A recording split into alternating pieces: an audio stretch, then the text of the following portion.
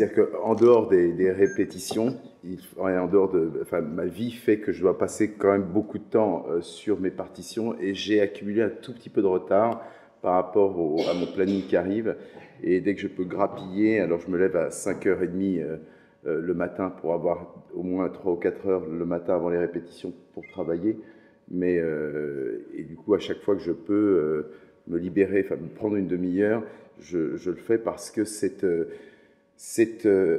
indispensable. C'est-à-dire qu'on peut parler d'un budget de 2 600 000 euros, qui était évidemment important. On peut parler du métier et de l'activité de l'orchestre, du métier de chef d'orchestre, mais tout ça n'existerait absolument pas si je ne passais pas une grande partie de ma vie sur les partitions.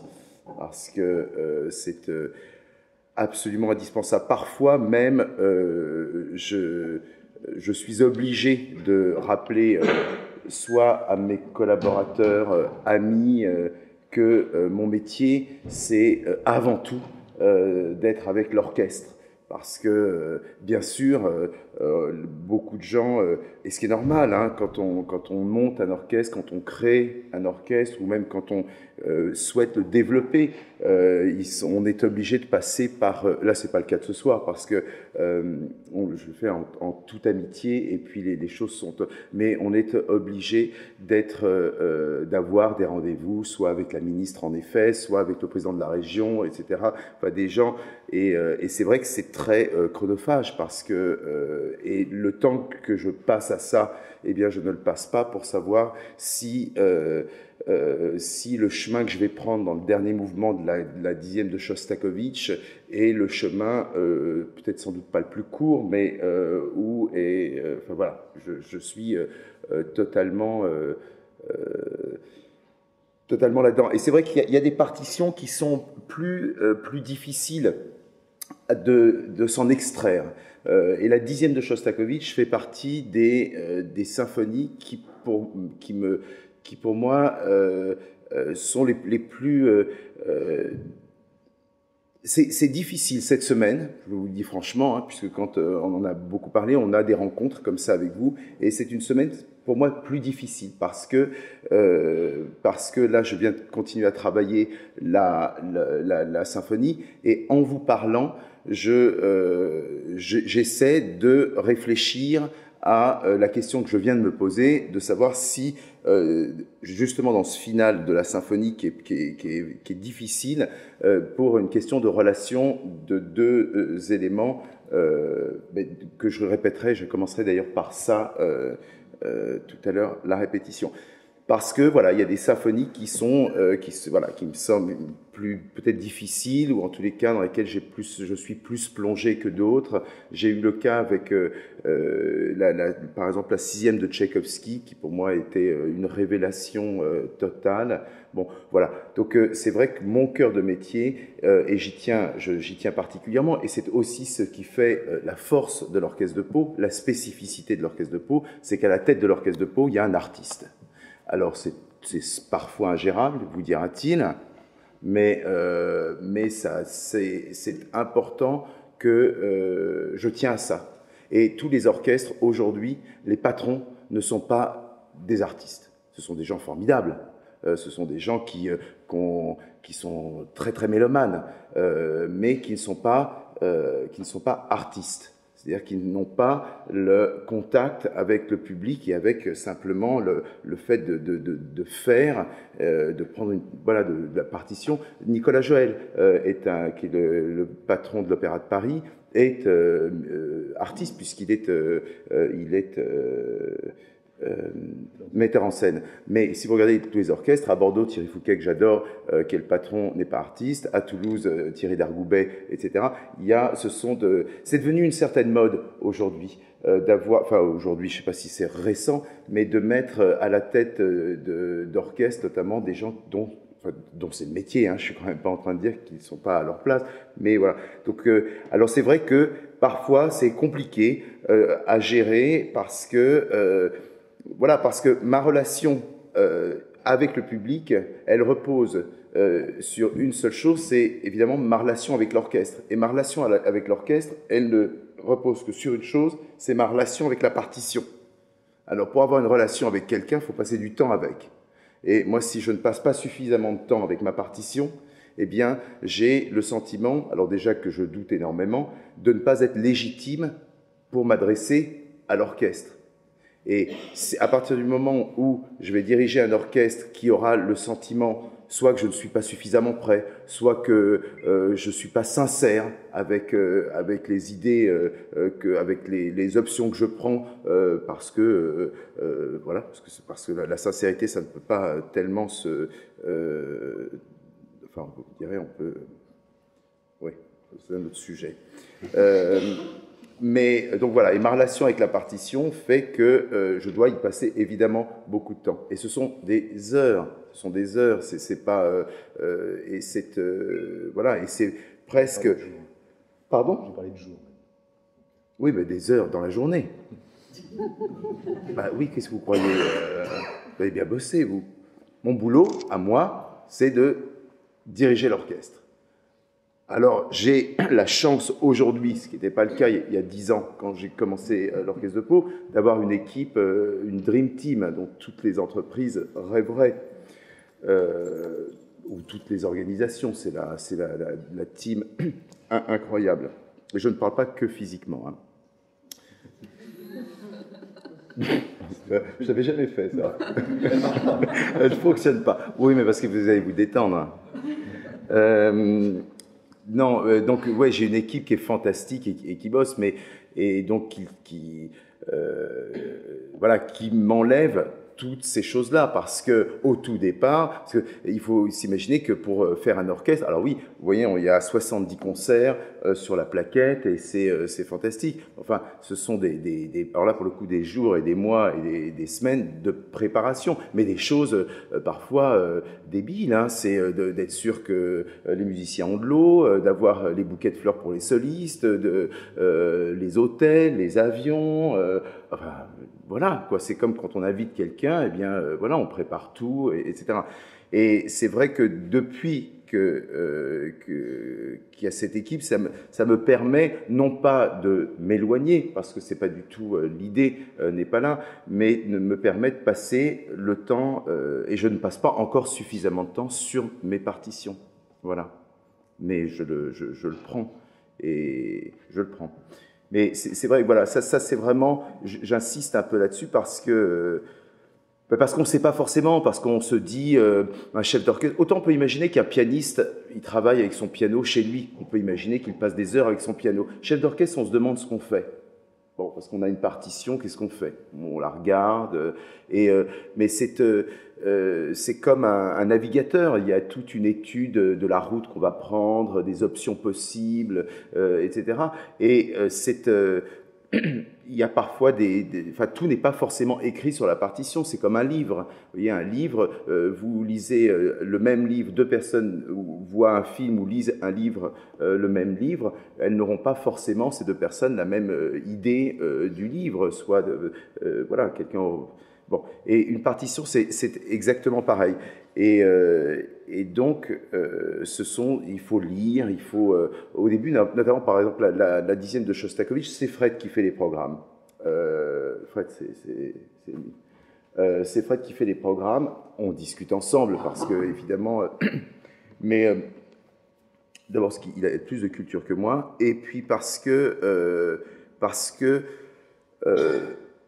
moi, je dois dire que je suis souvent inquiet, très très souvent inquiet d'ailleurs, plutôt angoissé comme garçon, et que j'ai un peu le sentiment, non pas que c'est pas de la fausse modestie, mais que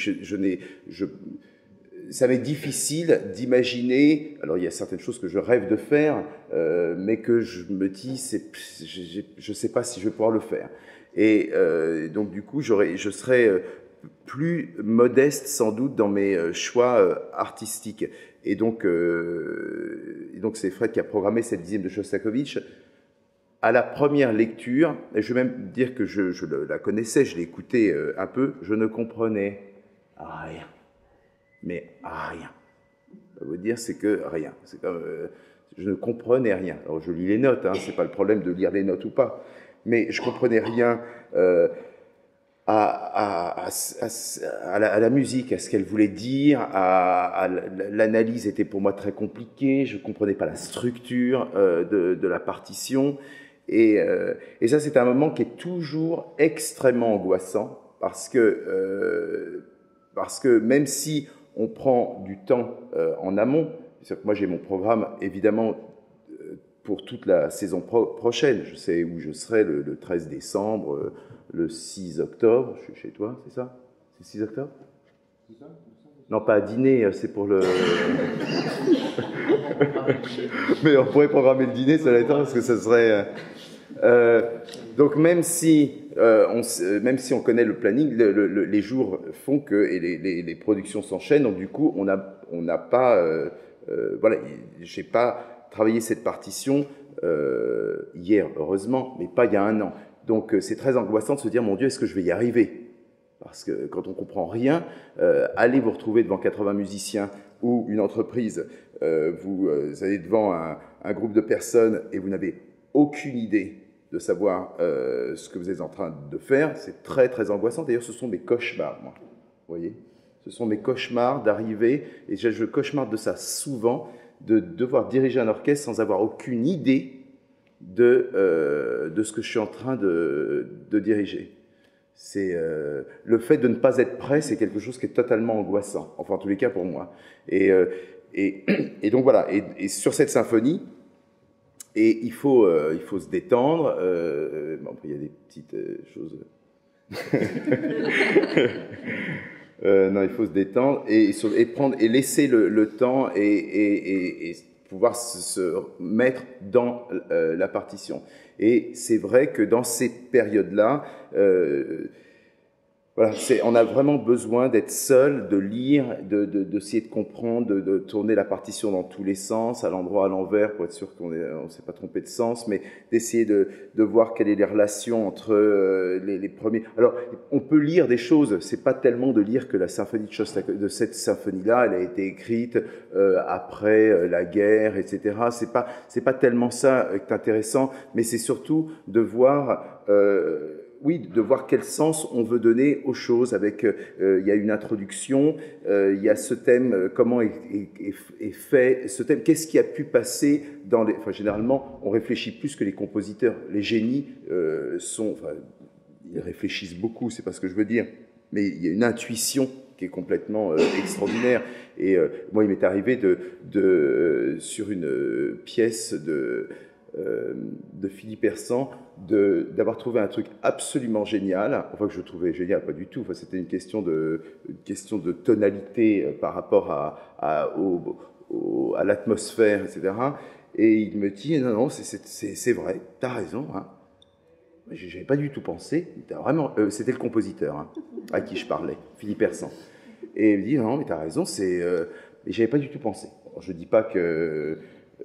bon, mais en tous les cas, dans l'analyse, ce qui est merveilleux, ce qu'on veut faire d'une partition, c'est voilà, d'essayer d'abord, il y a un décortiquage un peu analytique, un peu bête, pour savoir s'il y a un premier thème, un deuxième thème, un troisième, savoir quelle est la forme, si c'est une forme sonate, ça veut dire s'il y a une exposition, un développement, une réexposition, etc. Enfin, comment la structure est faite.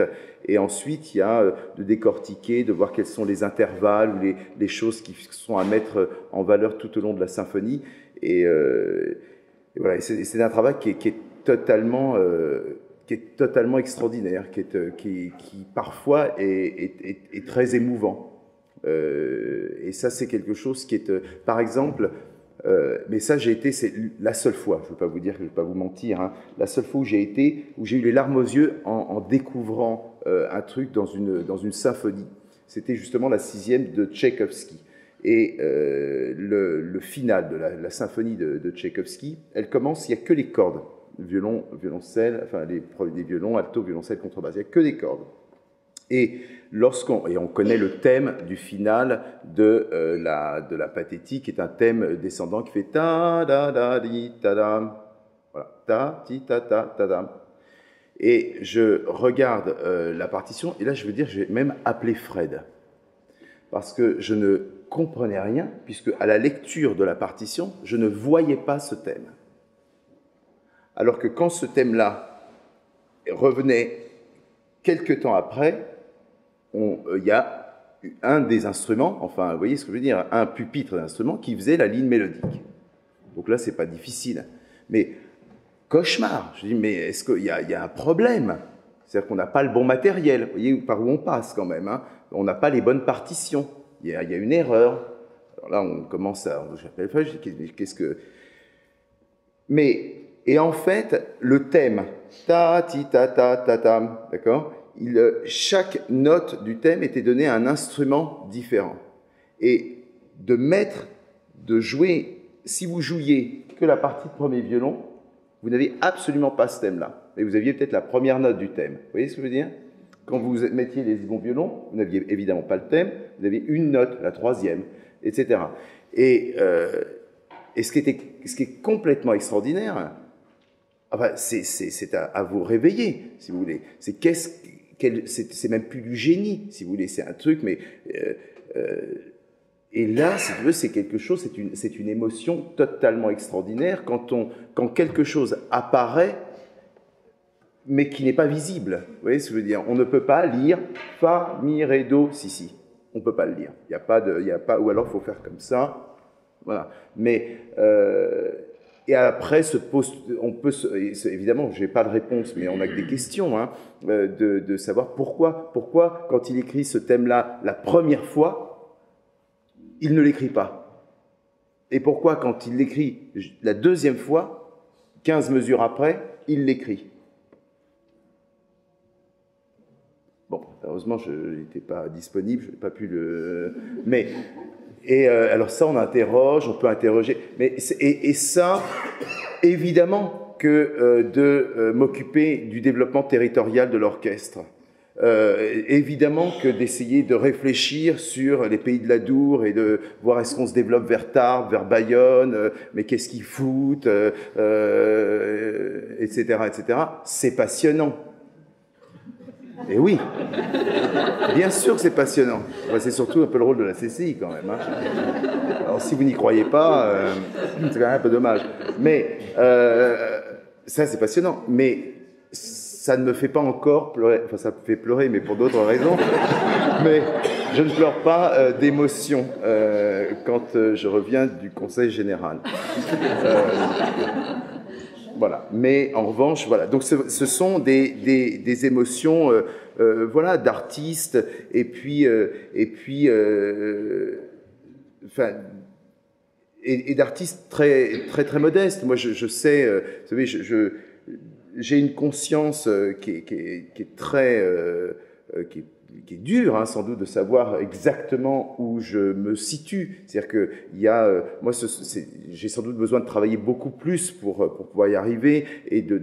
Mais même si ces choses-là sont un peu douloureuses, parce que travailler, c'est pas, voilà. Hein, mais il y a des émotions qui sont totalement extraordinaires. Les émotions de travailler avec l'orchestre, de pouvoir quand on a une idée, quand on a ou même quand on n'en a pas d'ailleurs, de pouvoir échanger sur une proposition, c'est totalement extraordinaire. Mais ça n'est possible qu'à partir du moment où je suis, est-ce que je le serai un jour, je ne sais pas, mais est-ce que d'être prêt, en tous les cas, d'avoir une idée sur le chemin que je veux prendre avec la symphonie. Je prends rarement le bus, enfin l'autocar, si je devais partir en vacances, c'est bon parce que je n'ai pas de vacances, faut vous dire, mais ce serait un peu chiant de prendre un car et que le chauffeur de car ne sache pas par où passer, parce qu'on aurait le sentiment de perdre son temps, etc. Donc il faut que voilà, et on ne peut pas perdre de temps ici, d'abord parce que c'est pas possible de faire perdre du temps aux musiciens. Un pianiste, un violoniste, quand il travaille chez lui, à part peut-être ses voisins, or que maintenant, on fait des choses acoustiques fantastiques pour travailler en appartement, mais enfin il fait suer personne. à part lui-même et son piano, qui de toute façon ne lui dira pas. Mais moi, je ne peux pas me servir des musiciens pour travailler mes partitions. Bon, ça vous coûterait très très cher, parce que si un service d'orchestre, c'est combien? Là, souvent, pour un musicien, ça va être 9 000 €. C'est 9 000 €. Alors, vous vous rendez compte, 3 heures de répétition, je sens qu'il me faut beaucoup plus que 3 heures pour réfléchir à une symphonie. Non. Et puis voilà, donc mon job, c'est d'être prêt avant, évidemment, d'être avec l'orchestre. Un service.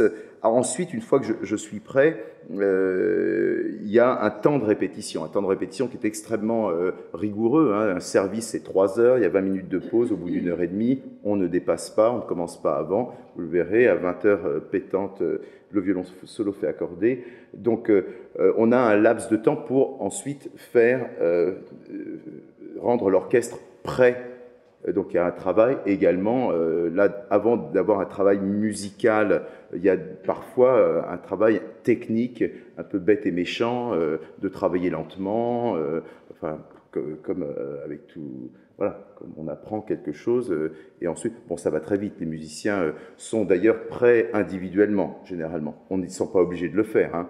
Rien ne les y oblige, mais ils le font, parce qu'à Pau, il y a une atmosphère très, très particulière, parce que c'est un groupe absolument sensationnel. Ce sont des musiciens qui ont adhéré, qui se sont même appropriés complètement le projet, qui vivent comme moi, comme Fred, comme Laurent, une sorte de rêve, hein, parce que voilà, on vit quand même une aventure tout à fait merveilleuse. Bien sûr, il y a des hauts et des bas. Bien sûr, j'aimerais avoir une autre salle. J'aimerais avoir une salle adaptée, sans moquette. Mais bon, de toute façon, on l'aura sans doute un jour. Un jour, elle sera. Mais bon. Voilà, il y a des problèmes dans la vie, mais c'est une aventure qui est merveilleuse parce que voilà, parce que c'est comme avec une partition, parce que il faut surtout ne jamais avoir le sentiment qu'on a fini, qu'on a toujours quelque chose en attente, en préparation. Il faut qu'on puisse avancer. Et voilà, donc les musiciens ont cette capacité à nous ressembler. Voilà. Et quand je dis ça, c'est que ce sont évidemment des musiciens qui ont des individualités, mais c'est vrai qu'ils se sont vraiment totalement appropriés le projet qu'on défend. Ils savent qu'il y a une équipe qui fait absolument tout pour développer à la fois l'activité, la qualité des concerts. Et puis voilà, et c'est vrai que c'est un orchestre qui va se donner de la même manière qu'on soit au pied de la tour Salama à Ouse-des-Bois, dans la cour de promenade de la maison d'arrêt, ou à Tokyo, dans la plus belle salle de Tokyo. Bon, et ça, c'est une chance complètement extraordinaire, parce que peu le font. Parce qu'il y a des orchestres qui vont faire la gueule parce qu'il y a 2 heures de bus, il y a des orchestres qui vont... j'en sais rien, parce que la vie, hein, c'est comme ça. Et c'est vrai qu'ici, il y a cette simplicité qui fait que l'orchestre progresse de jour en jour, de série en série, et on en est très, très, très heureux et très fiers. On est très accompagnés par le club. Et quand, en effet, Patrick disait que oui, tu ne connaissais pas grand-chose à la musique, enfin, on en a beaucoup parlé, mais c'est un univers qui est fascinant et qu'on a envie, en tout cas ça a été ton cas, mon président, de connaître. Et quand on vit l'orchestre un peu de l'intérieur, comme vous le faites là ce soir, mais pas voilà, pas forcément sur scène, ou puis en une fois, je vous souhaite de revenir absolument, hein. Enfin, je vous le souhaite, mais c'est un milieu chouette, quoi. C'est vraiment c'est pas une entreprise, quoi. On me dit très souvent, je dis pas qu'une entreprise c'est pas chouette, hein, mais parce que je suis sûr qu'il y en a qui sont merveilleuses, mais non, c'est une oui, c'est une belle entreprise parce que c'est avant tout une entreprise humaine, vraiment. et ça je fais pas un discours, hein, mais un musicien, la grosse différence entre une entreprise et peut-être un orchestre, c'est que nous, d'abord, la communication, elle est gestuelle entre l'orchestre et moi. Elle est au niveau du regard, au niveau évidemment, à l'écoute. Moi, j'insiste beaucoup auprès des musiciens pour qu'ils s'écoutent. Alors, ça paraît idiot de dire, s'ils jouent ensemble, forcément, ils s'écoutent. Non. Parfois, on peut jouer ensemble et ne pas s'écouter, comme on peut parler avec quelqu'un sans l'écouter. Donc, j'insiste beaucoup là-dessus. Et alors, donc, c'est vrai que là, c'est une spécificité parce qu'on n'est pas tellement sur la parole. Et puis aussi, on est, et ça,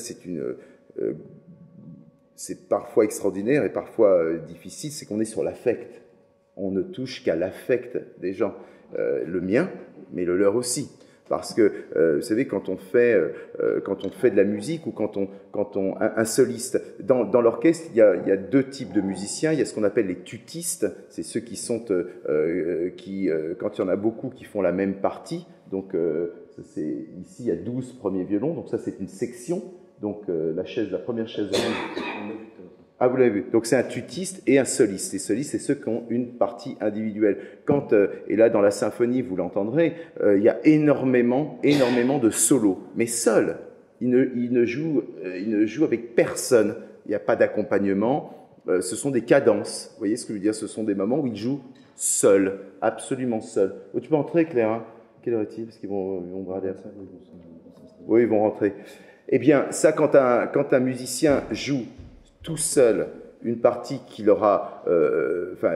il l'aura réfléchi, parce qu'il le sait, les musiciens connaissent les partitions qu'on joue, ils savent que c'est un moment important, par exemple. Donc ils vont y réfléchir, ils vont travailler chez eux et ils vont le proposer. Mais quand un musicien fait ça, il se met presque nu. C'est bizarre de dire ça, hein, mais allez, si je vous demande comme ça, vous, de me chanter Au clair de la lune toute seule, vous aurez la sensation vous serez sans doute pétrifié. Alors évidemment, nous, c'est notre métier. Mais malgré tout, quand vous jouez seul, une personne devant 70 musiciens collègues, et alors après, si la proposition qui est faite n'est pas forcément celle que vous avez imaginée, c'est difficile.